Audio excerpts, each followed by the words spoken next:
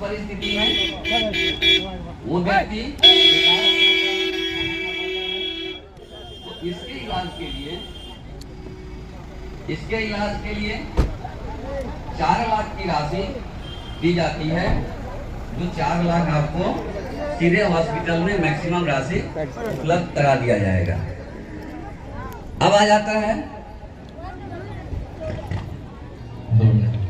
अभी हम लोगों के बीच में आज के इस कार्यक्रम की अध्यक्षता कर रहे हैं हमारे सम्मानित जिलाधिकारी श्री कौशल कुमार उपस्थित हैं। कृपया खड़े होकर तालियों से सर का हम लोग स्वागत करते हैं।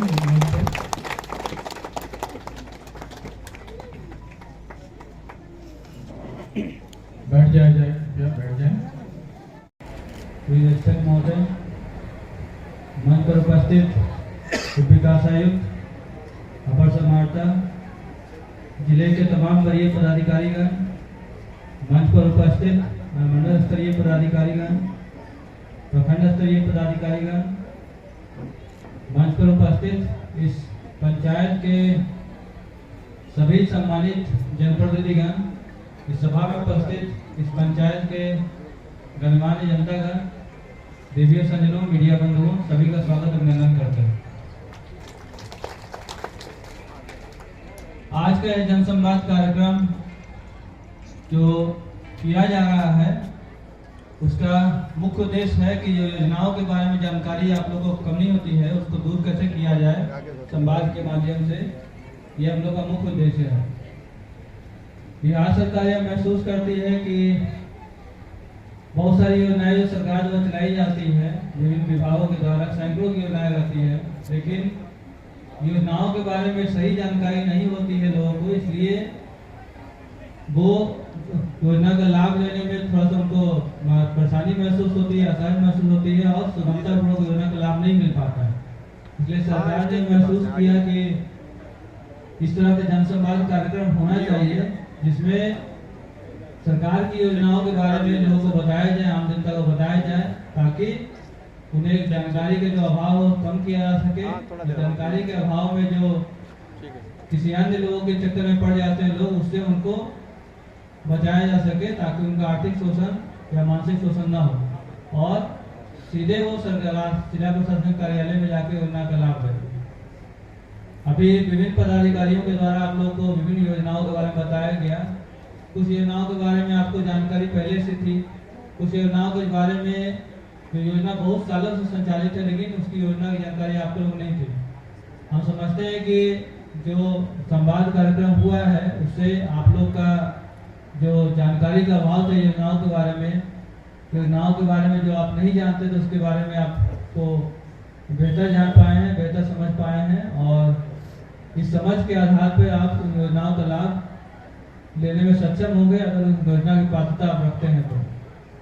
हम लोगों ने सभी योजनाओं को संकलित करके एक किताब बनाया जो आप लोग को मिला होगा। उस किताब में सभी योजनाएं, जितनी भी सरकार की कल्याणकारी योजनाएं हैं, सारे योजनाओं का संकलन किया हुआ है कि योजना का क्या, किस विभाग की योजना है, योजना से क्या लाभ मिलेगा, उसको प्राप्त करने के लिए आपको कौन से दस्तावेज चाहिए, उसकी पात्रता क्या है, किस कार्यालय में जाना पड़ेगा, किस अधिकारी से मिलना होगा, ये सब उस किताब में संकलित है ताकि आपको उस किताब को पढ़ के आपको अगर लगे कि आप किसी योजना की पात्रता रखते हैं और आपको नहीं मिला है, वंचित हैं, तो संबंधित कार्यालय या अधिकारी के पास जाके जो डॉक्यूमेंट रिक्वायर्ड है, दस्तावेज जो आवश्यक है उसको कलेक्ट करके आप वहाँ जमा करें ताकि आपको योजना का लाभ संपूर्ण मिल पाए। उसी प्रकार यदि किसी व्यक्ति जो आपके आसपास का आदमी है वो अगर आपको लगता है कि किसी योजना की पात्रता रखता है और आपको वो योजना से वंचित है तो उस व्यक्ति को भी लाभ दिलाने में आप लोग सहयोग करें। मेरा यह व्यक्तिगत अनुरोध यही रहेगा आप लोग से। तो इस जनसंवाद कार्यक्रम का मुख्य उद्देश्य यही है कि विभिन्न विभाग की योजनाओं के संबंध में आप लोग को बताया जाए ताकि योजना के बारे में जानकारी रहे। बहुत सारे विभाग सब के पदाधिकारी बहुत सारे काम करते हैं लेकिन लोग उससे अवगत नहीं रहते हैं। जैसे पुलिस विभाग ने आपको बहुत सारा योजना बताया। पुलिस का जो काम है विधि व्यवस्था संधारण का काम है। 112 जो डायल सिस्टम है बहुत कारगर सिस्टम है। आपको थाना के अलावा गाड़ियां जो है चलती रहती है, 112 डायल करना है। कहीं पे कोई आपको लगे कि अपराध हो रहा है, कहीं पे कुछ हो रहा है तो 112 डायल कीजिए, जो नियरेस्ट गाड़ी है आपके स्थल पे 12 से 13 मिनट के अंदर पहुंच रहा है। आप ये समझिए कितनी बड़ी योजना है। अगर कोई घटना हो रहा है, घटना संभावित है, आप अगर 112 खाली फोन कर देंगे, वो गाड़ी आपको उस जगह पे 15 मिनट पहुंच रहा है, 13 मिनट में पहुंचा है। अगर 13 मिनट में पहुंच रहा है तो हो सकता है अपराध अगर घटित हो भी गया तो जो अपराधी पकड़ा जाए, या फिर अपराध की योजना बन भी रही होगी तो अपराध को रोका जा सकता है। इस तरह की कार्रवाई पुलिस विभाग कर रहा है ताकि जनता को अच्छा सुरक्षित महसूस हो, अच्छा महसूस हो और अपराधियों पर लगाम कसा जा सके। इन सब बारे में आपको जानकारी नहीं थी, केवल आपको जानकारी थी कि पुलिस में ये कांड अपराध होता है, इन्वेस्टिगेशन होता है, ये सब जानते थे आप, थाना एफआईआर करता है, ये सब जानते थे। ये सब चीजें भी हैं, इसके बारे में आपको जानकारी नहीं थी। तो इस जनसंवाद कार्यक्रम के माध्यम से आपके नॉलेज को हम लोग बढ़ाने का प्रयास कर रहे हैं, आपके जानकारी की कमी थी उसको दूर करने का प्रयास कर रहे हैं। ये हम लोग का 15वां जनसंवाद कार्यक्रम में बहुत सारे महत्वपूर्ण सुझाव लोगों के बीच में से आते हैं, जिसको हम लोग संकलित करके सरकार तक भेजने का काम करते हैं। अभी सरकार द्वारा संचालित योजनाएं जो है बहुत सारी जो संचालित है, बहुत सारी योजनाएं जो होती है बहुत अच्छे तरीके से इम्प्लीमेंट होता है। बहुत सारी योजनाएं को थोड़ा और मॉनिटरिंग करने की आवश्यकता होती है ताकि जमीनी स्तर पर ज्यादा अच्छे से लोगों को लाभ मिल पाए।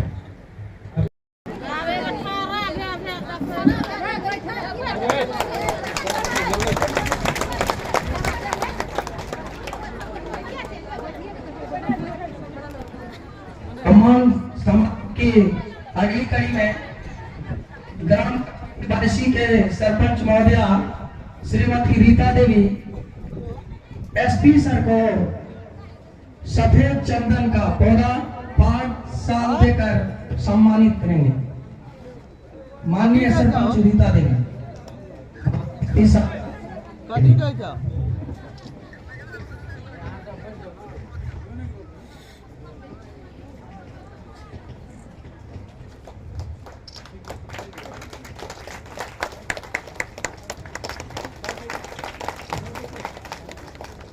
तो जोरदार ताली होनी चाहिए एसपी सर के लिए।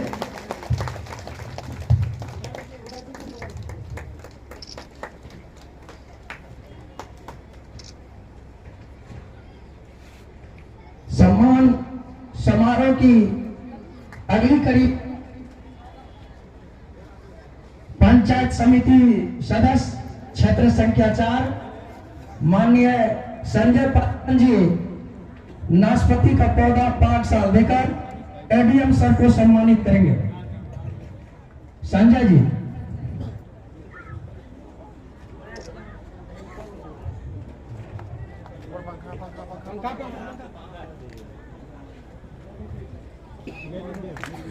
जोरदार ताली होनी चाहिए।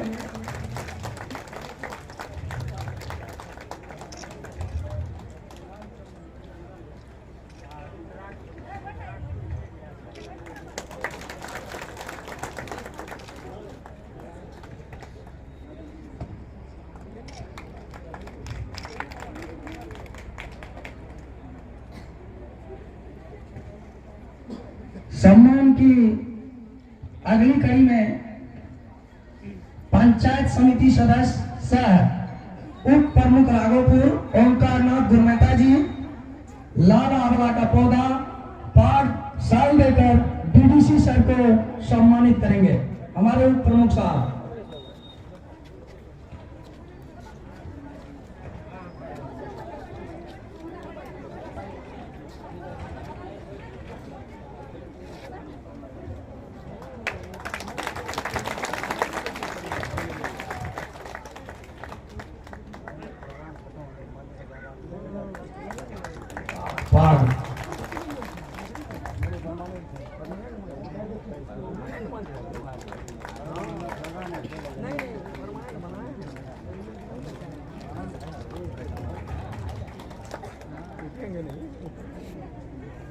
सम्मान समारोह की अगली कड़ी में जिला परिषद सदस्य माननीय पप्पी देवी जी एसडीओ सर को चीकू का पौधा 5 साल देकर सम्मानित करेंगे। जिला परिषद पप्पी देवी जी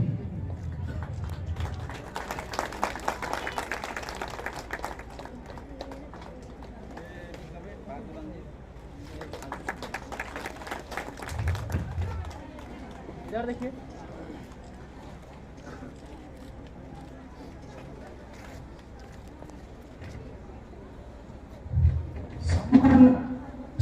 की अधिकारी में ग्राम पंचायत बैसी की उप मुखिया निकू कुमारी जी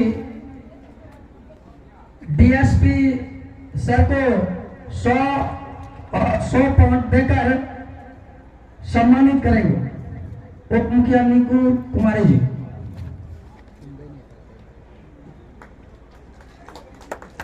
जोरदार तालियां होनी चाहिए।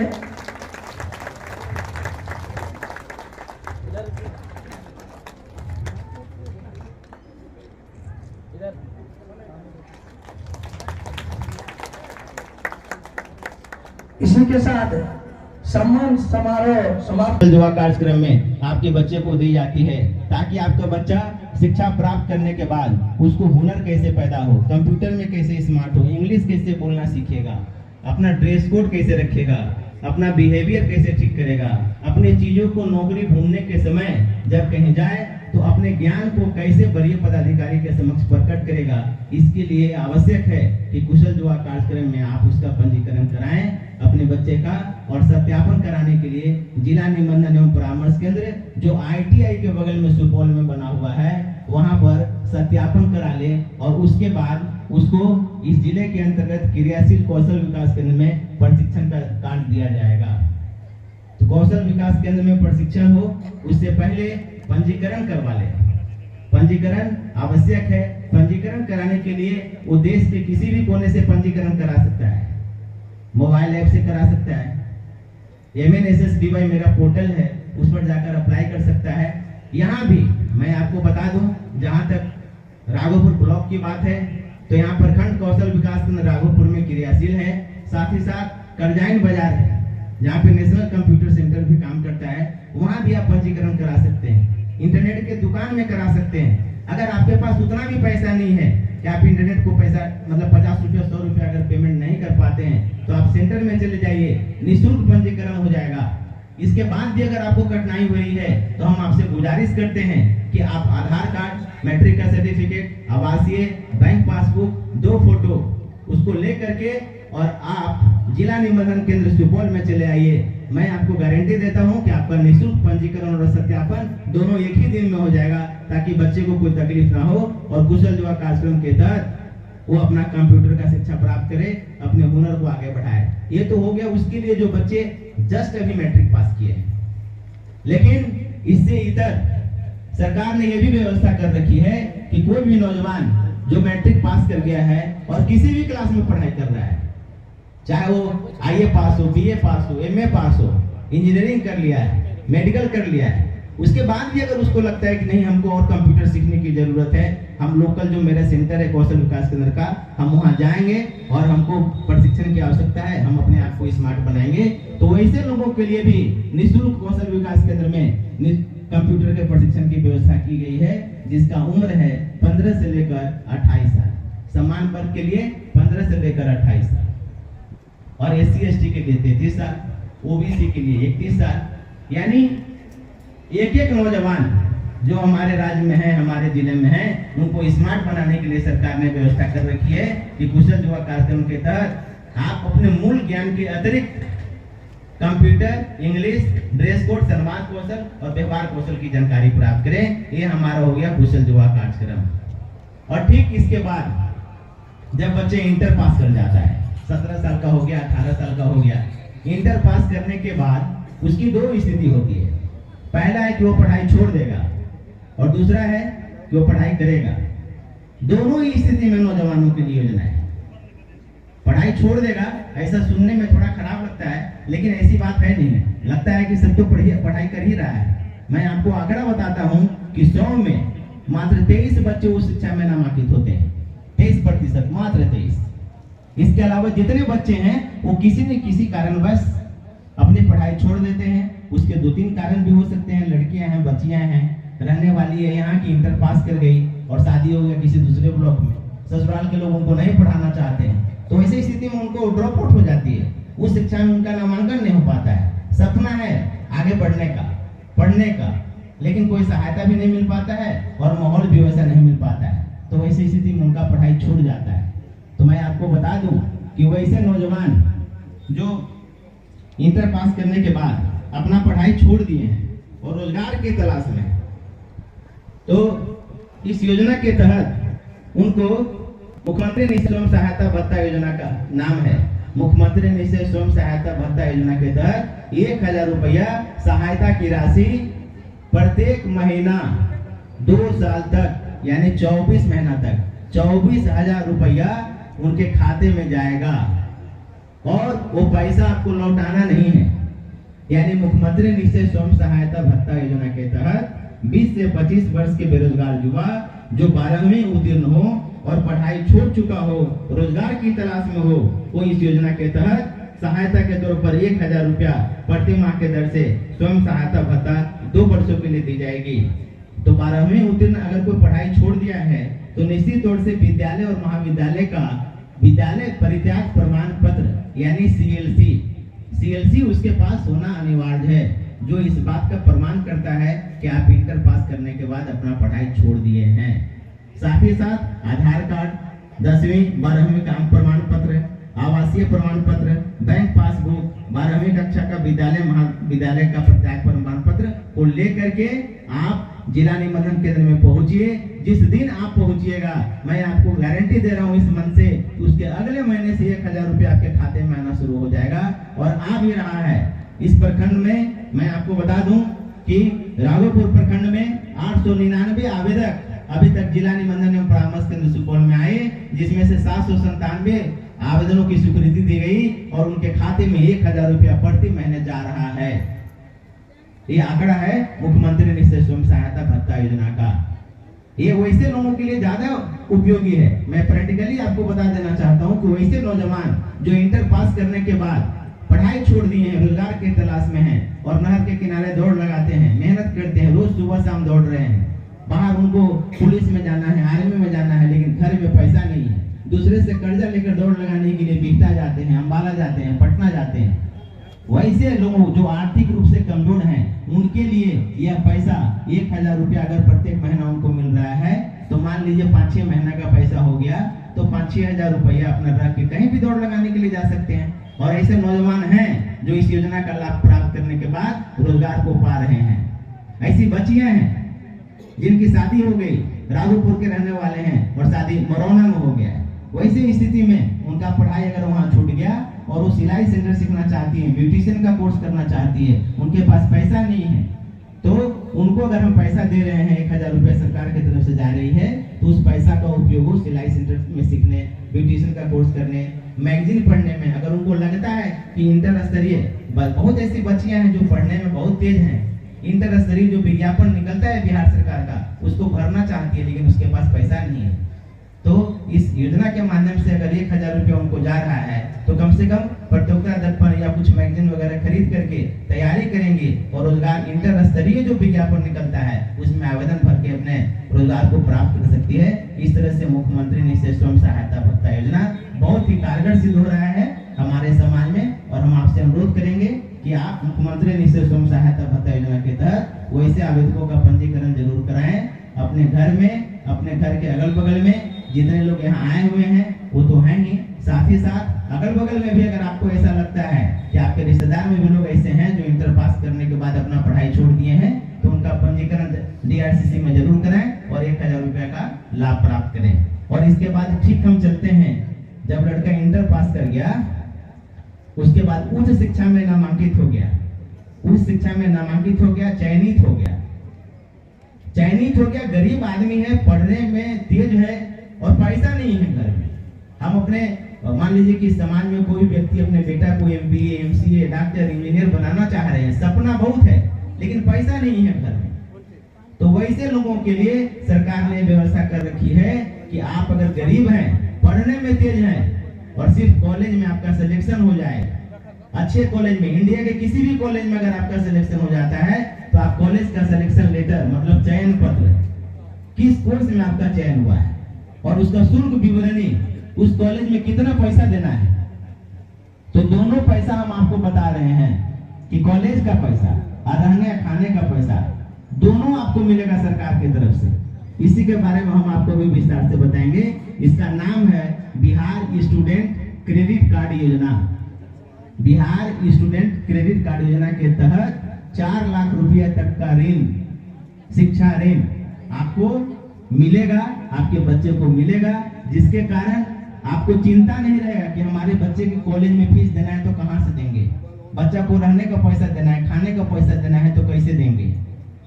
हमको सिर्फ पेपर चाहिए, कॉलेज का चयन पत्र, शुल्क विवरणी, उसके अलावा आधार कार्ड, 10वीं 12वीं का अंक प्रमाण पत्र, आवासीय प्रमाण पत्र, बैंक पासबुक, महाविद्यालय का शुल्क विवरणी और चयन पत्र।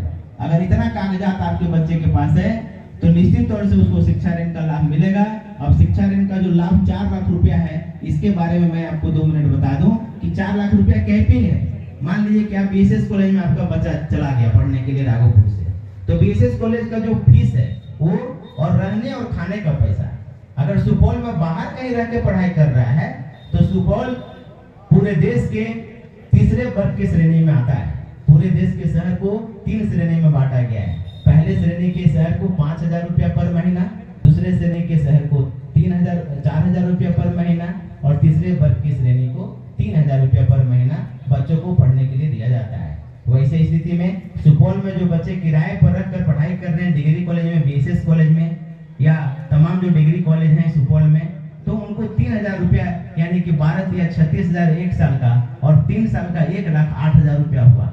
कॉलेज का फीस 20,000 30,000 जो भी होता है, यानी टोटल पैकेज आपका 1.5 लाख रुपया का हो रहा है। तो आप सुपौल के किसी भी कॉलेज में अगर पढ़ रहे हैं और आपके पास पैसा नहीं है, बीए का पढ़ाई कर रहे हैं, तो 1.5 लाख रुपया तक का लोन आपका सेंक्शन होगा। जिसके बाद आप बीए का कोर्स कर सकते हैं। कंप्लीटली आपका जो ग्रेजुएट लेवल का कोर्स है, बीसीए, बीबीएम, बीए, बीएससी जो कोर्स है वो आप पूरा कर लीजिएगा। इसमें आपको अगर पैसा नहीं भी है तो निश्चित तौर से आप उस शिक्षा में नामांकित कराइए और सरकार के शिक्षा ऋण का लाभ उठाइए। ये तो 4 लाख रुपया तक बात हो गया जनरल लोगों के लिए। लेकिन मैं आपको बता दूं कि थोड़ा सा अपग्रेड होकर बच्चे अगर इंजीनियरिंग में, आपका बेटा पढ़ने में बहुत तेज है, इंजीनियरिंग में उसका सिलेक्शन हो गया, तो इंजीनियरिंग में सिलेक्शन होने के बाद जनरली होता क्या है कि जिस कॉलेज में पढ़ाई हो रहा है उसी कॉलेज में हॉस्टल रहता है। तो ठीक है, कॉलेज में जो हॉस्टल रहता है, हॉस्टल का पैसा भी प्रिंसिपल के खाते में जाएगा, प्रिंसिपल साहब के खाते में रहने खाने का पैसा भी चला जाएगा, कॉलेज का जो फीस है वो भी चला जाएगा। फिर आपको चिंता तो है नहीं। आपके बेटा मान लीजिए कि जयपुर में चले गए इंजीनियरिंग कॉलेज में, राजस्थान में, तो सारा पैसा यहीं से उनको ट्रांसफर हो जाएगा कॉलेज के खाते में। बस आपका बच्चा वहाँ पढ़ने के लिए जाएगा, इंजीनियरिंग करके चला आएगा। 4 साल का इंजीनियरिंग का कोर्स होता है, मैं उदाहरण के तौर पर आपको बता रहा हूँ। तो 4 साल तक आपको चिंता भी नहीं है कि पैसा लौटाना है। 4 साल के बाद जो भी कोर्स है वो जब कोर्स खत्म हो जाता है तो उसके 1 साल के बाद, यानी 1 साल तक आपका मोरेटोरियम पीरियड है, उस समय तक आपको पैसा लौटाने की जरूरत नहीं है। 5वें साल से सोचना है जब आपके बच्चे को रोजगार लग जाएगा, नौकरी लग जाएगा तब। उसके बाद भी अगर बच्चे को रोजगार नहीं लगा है और लगता है कि हम वैसी स्थिति में नहीं है कि हम सरकार को पैसा दे पाएंगे, तो हम आपको बता दें कि बच्चा मेरे सेंटर पर आएगा और सिर्फ ये बता देगा कि सर हमको भी रोजगार नहीं लगा है, थोड़ा 6 महीना का हमको और वक्त दिया जाए। तो अपना एक हाफ एडिफिट उससे हम लोग ले लेंगे और उसके आधार पर हम उसको 6 महीने का और एक्सटेंशन देंगे। तो निश्चित तौर से आपको पैसा लौटाने के बारे में नहीं सोचना है। आप सोच रहे हैं कि हम शिक्षा ऋण लिए हुए हैं, कैसे लौटाएंगे, क्या करेंगे, कुछ नहीं है। 4 लाख रुपया तक का जो ऋण है, आप जो भी पैसा लेते हैं 1 लाख 2 लाख रुपया, उस पर मात्र 4% का सूद है। 4% का सामान्य के लिए, 1% का महिला के लिए, 1% जो है दिव्यांग के लिए। और इस सस्ता शिक्षा ऋण पूरे भारत में किसी भी राज्य में उपलब्ध नहीं है साथियों। इसलिए मैं आपसे अनुरोध करूंगा कि आप बिहार राज्य के अंतर्गत सुपौल जिले में जो भी हमारे ऐसे नौजवान हैं जो पढ़ना चाहते हैं, आगे बढ़ना चाहते हैं, वो शिक्षा ऋण का लाभ उठाएं और शिक्षा ऋण का लाभ उठा करके अपने जीवन को नए ऊंचाइयों तक पहुंचाएं और अपने परिवार, अपने समाज, अपने देश का नाम रोशन करें। हम इसी शब्दों के साथ अपने वाणी को विराम देते हैं। जय बिहार, जय सुपौल।